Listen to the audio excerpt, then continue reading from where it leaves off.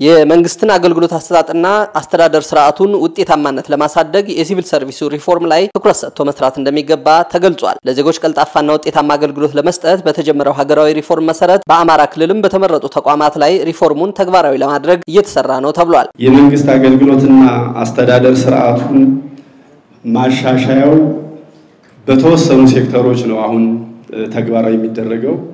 እንደ ሀገር በዚህ ደረጃ እየተጀመረ ያለበት ወደ ክልላችንም ሲወርድ በተመረጡ ወደ 8 የሚሆኑ ሴክተሮች ተግባራዊ የሚደረግ ነው። ሌሎች ሴክተሮችም ከነዚህ በፓይለት ከተመረጡ ሴክተሮች ጎን ለጎን ያለውን አስተምሮ ተሞክሮ ልምድ እየተቀመረ በሂደት በሁሉም ሴክተሮች ተግባራዊ የሚደረግበት ሁኔታ እንዳለ ለዚህ ተግባራዊነት የራሳችን አስተዋጽኦ እንድናደርግ በዚህ አጋጣሚ ጥሪ ለማስተላለፍ ነው።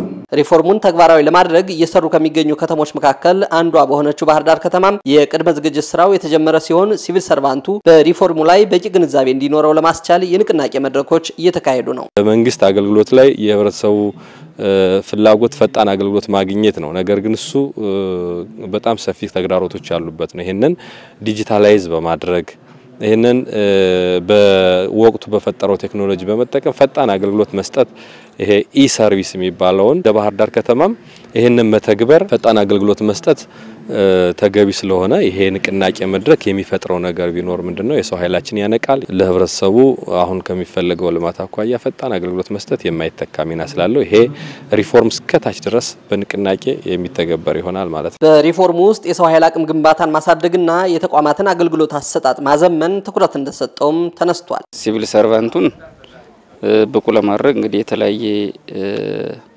ማሻሻያ ስራዎች እየሰራ ነው። አንዱና ቁልፉ ጉዳይ የመንግስት አገልግሎት አስተዳደር ሪፎርም ነው።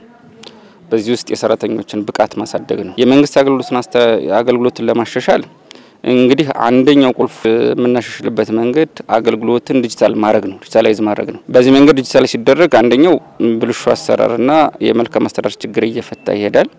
ሁለተኛው ተገልጋዩ በአንድ ማዕከል አገልግሎቱን ያገኘ የሚሄድበት መንገድ ሲፈጠር ጊዜም ጉልበትም ገንዘብም የሚቆጥበት መንገድ ይፈጠራል ማለት ነው። የሰራተኛውን ዕውቀትና ክህሎት ዘመኑ በሚጠይቀው ደረጃ ከማሳደግ ጎን ለጎንም ሪፎርሙ ሙያተኛውን ከተገልጋዩ ጋር በማመጣጠን ቀልጣፋና ጥራት ያለው አገልግሎት ለመስጠት ያስችላል ተብሏል። የሰራተኛውን ቁጥር ከተገልጋዩ ህብረተሰቡ ቁጥር ጋራ የማመጣጠንና ከዛም ደግሞ ቅድም ስናነሳው እንደነበረው በመድረኮቻችን ያለበቃን ሰራተኛ የማብቃት ነው ዋናው ትልቁ ዓላማው። ሰራተኛው የሚሰጠውን አገልግሎት በትክክል አውቆ ዕውቀቱ ክህሎቱ በምን ያህል ደረጃ ነው ያለው፣ ስለዚህ አገልግሎት ለመስጠት የሚያስችል ነባራዊ ሁኔታ ላይ ነው ያለው፣ ሞራል እዛ ውስጥ ነው ያለ፣ ቢሮዎች ለዛ ምቹ ናቸው ወይ የሚለውን አይቶ ሁሉን አቀፍ የሆነ ሪፎርም የሚደረግበት ነው።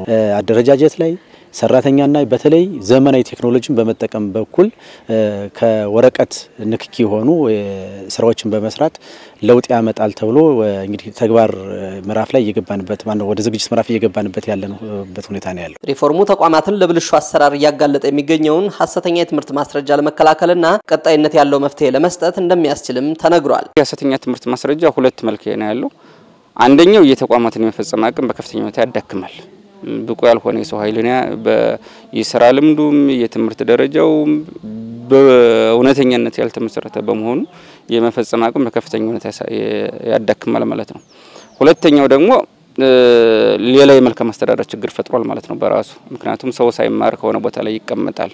ሰው የተማረው ተቀምጦ ያልተማረው ቦታውን ሲይዝ የተማረው የመልካም አስተዳደር ጥያቄ እያነሳ የሚሄድበት መንገድ የሚፈጥር በመሆኑ ስለዚህ የመፈጸም አቅም ከፍተኛ ሁኔታ የሚያዳክም ነው። በሌላ መንገድ ደግሞ ሌላ የመልካም አስተዳደር ችግር መሆኑ ይሄ እንደ ክልል በከፍተኛ ሁኔታ እየተሰራ ያለበት ሁኔታ አለ ማለት ነው።